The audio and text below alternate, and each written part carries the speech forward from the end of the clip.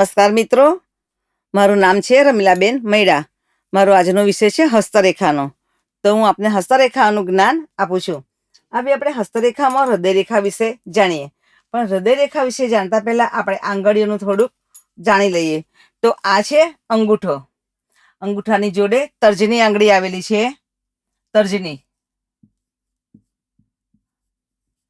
તર્જની જોડે મધ્યમાં આંગળી આવેલી છે. મધ્યમાની જોડે અનામિકા આંગળી આવેલી છે.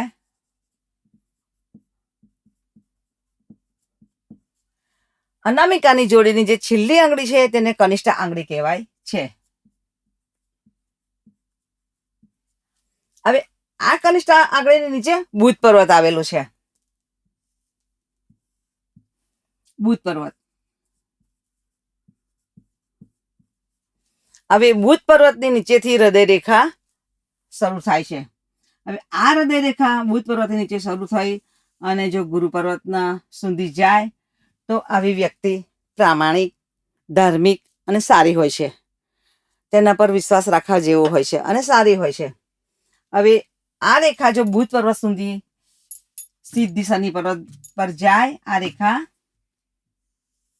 અને એક પણ શાખા આજુબાજુ નીકળતી ના હોય, સીધી મધ્યમાં આંગળીની નીચે શનિ પર્વત પર જો અટકે તો આવી વ્યક્તિ પ્રામાણિક હોતી નથી.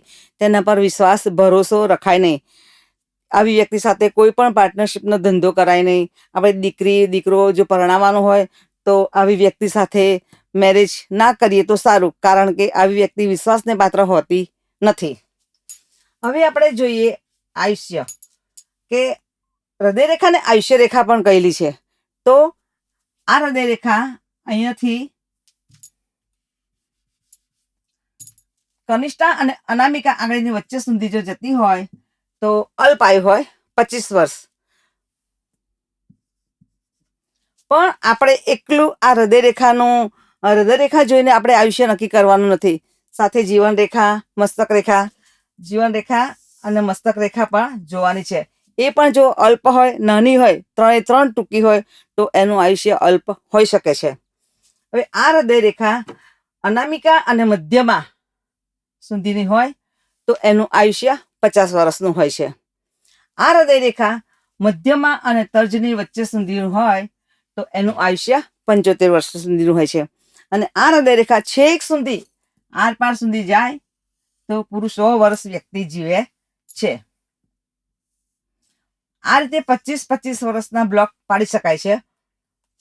પહેલા 25 વર્ષ, પછી અહીંયા 50 વર્ષ, અહીંયા 75 વર્ષ અને 100 વર્ષ. હવે હૃદયરેખા જો છેક સુધીની લાંબી હોય પણ જો વચ્ચેથી કટ થયેલી હોય અને એ જગ્યાએ ચોકડી હોય તો આ જગ્યાએ હૃદયનો હુમલો થવાની શક્યતા છે. જો મારો આ વિડીયો આપને ગમ્યો હોય તો લાઈક કરજો, શેર કરજો અને સબસ્ક્રાઈબ કરજો. અને હું આવા હસ્તરેખાના વિડીયો મૂકતી રહીશ. ધન્યવાદ.